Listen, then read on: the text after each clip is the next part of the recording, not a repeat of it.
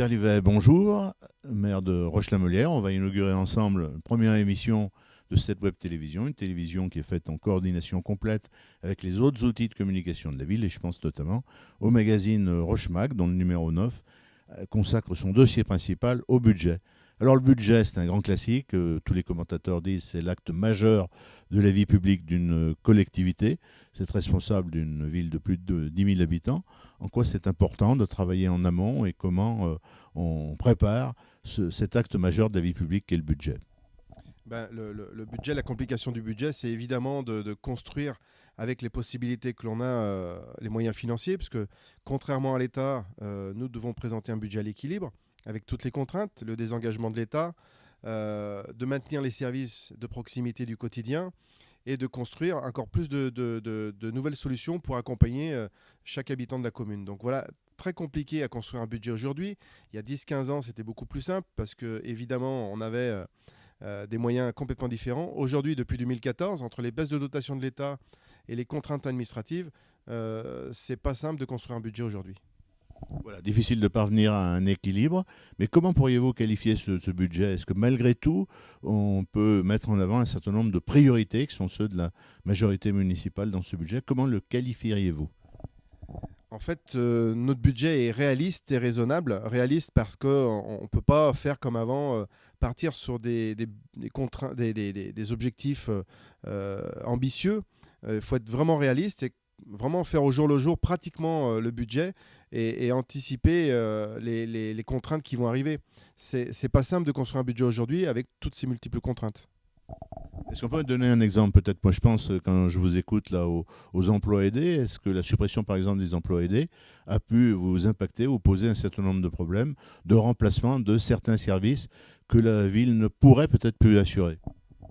Alors nous, on avait une logique un peu différente, c'est-à-dire qu'on évite les emplois un peu virtuels. Donc on avait anticipé ces choses-là, donc on n'a pas de souci avec les emplois aidés puisqu'on a pérennisé les emplois sur la commune et on construit des bases solides qui ne sont pas aléatoires. Donc on n'a pas de souci avec ça. Mais par contre, c'est vrai que ça peut aider pas mal de gens ou des associations qui avaient une utilité forte pour ces emplois d'accompagnement, les emplois aidés. Mais pour nous, il n'y a pas de contre-indication et de problème particulier. Alors parmi les incertitudes compliquées à gérer, alors pourquoi compliquées? Je pense à la taxe d'habitation, parce que quand le citoyen entend que 80% d'entre eux ne vont probablement plus payer la taxe d'habitation, ils sont contents. Mais les mêmes citoyens peuvent déchanter si dans la ville dans laquelle ils habitent, on leur supprime un certain nombre de services. Comment anticiper sur cette épée de Damoclès qui est un peu la suppression de la taxe d'habitation?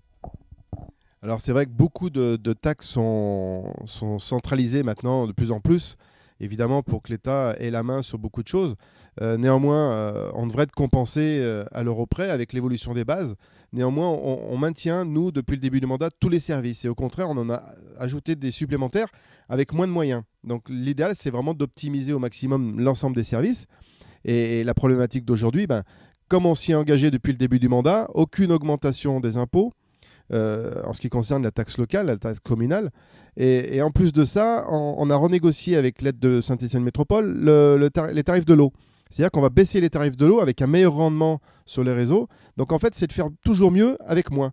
Et c'est cette difficulté où là, on doit être vraiment des gestionnaires hors pair, à regarder au millimètre, à compter chaque euro pour qu'on puisse garder et maintenir les services que l'on a sur la commune. Alors non seulement maintenir et garder, vous avez dit on a même créé des services nouveaux. Est-ce qu'on peut avoir un ou deux exemples de ces services nouveaux?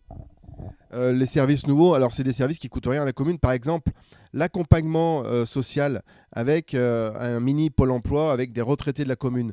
Ça, c'est la première chose. Une mutuelle communale, on était les premiers en France à lancer la mutuelle communale. L'accompagnement, quand on a fait les NAP, ça va encore changer cette année, les rythmes scolaires, eh bien, on était les premiers à faire 60 activités différentes qui apportent aux enfants et aux jeunes. Et on a une multitude d'exemples comme ça. Donc, en fait, plus de services à moindre coût pour le contribuable. Alors en conclusion, et vous l'avez un petit peu évoqué, une stabilité de l'impôt local pour le Rouchon. C'est l'engagement qu'on a pris. Aucune augmentation depuis le début du mandat. C'est la première fois depuis que la commune existe qu'il n'y a aucune augmentation en début de mandat. En général, c'est souvent un an avant l'élection. Nous, on a commencé dès le lendemain de l'élection. Alors vous l'avez constaté, chers téléspectateurs, on n'a pas beaucoup employé de chiffres. Pour ceux qui veulent aller plus loin, je vous renvoie sur le site internet de la commune et sur le numéro que j'évoquais en préambule de cette émission, numéro 9 du Roche-Mag. Là, il y a des tableaux, il y a des graphiques, évidemment, des chiffres beaucoup plus précis et détaillés que vous pourrez consulter. Merci, monsieur le maire.